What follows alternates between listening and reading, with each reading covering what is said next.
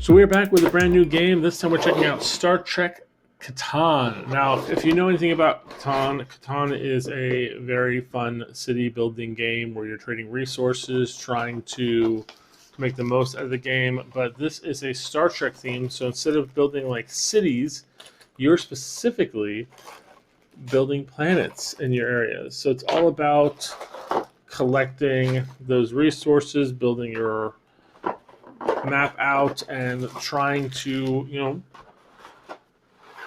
take over the world. So first things first, you're going to want to build your area, and you can see here you got some really cool things on the board here. 2, 1, 3, 1, and these are like space stations.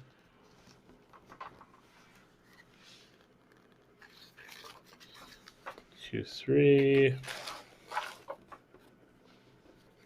3, 4, 4, 5. There you go.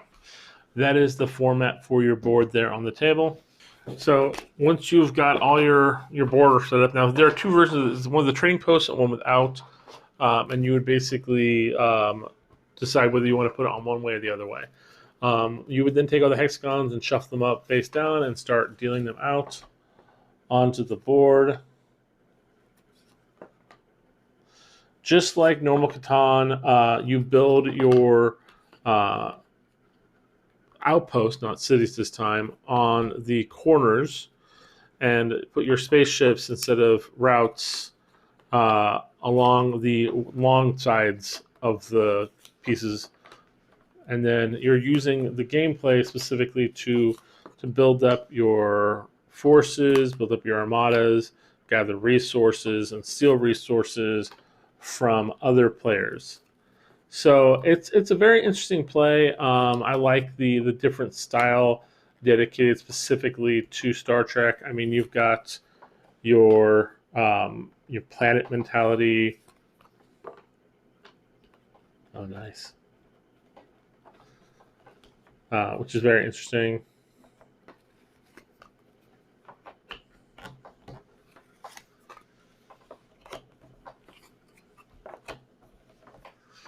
And it's all about trying to build up your space and create these unique experiences. So to give you a little idea, the red planets are for titanium, the yellow planets are for food, the white are for oxygen, the green is for dilithium, the blue planets are for water, and there's no production in the asteroid field.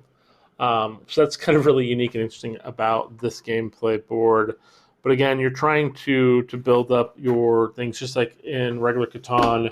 It's just you've got your themed tokens specifically to match your colors. So you've got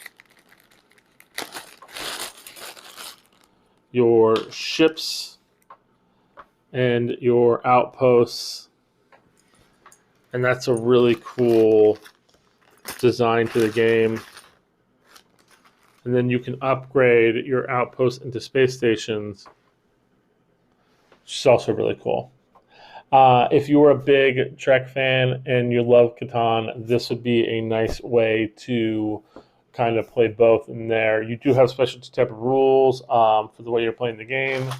The Klingon battlecruiser is brutal for the gameplay. They start from the asteroid field where there's no production, and whenever you roll a 7 or play specific cards to activate it, you will then have to be moving that around the board to any planet that you want.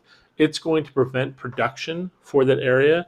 If you roll 7 and move it, you also have a feature in which you everybody who has 7 or more resources have to put half of it back to the supply, and you steal a resource from them. So there's a lot of play there with that, and that's really kind of fun in game. The idea being that the Klingon is in the area, you're not allowed to produce because you're like nervous about what's going to happen.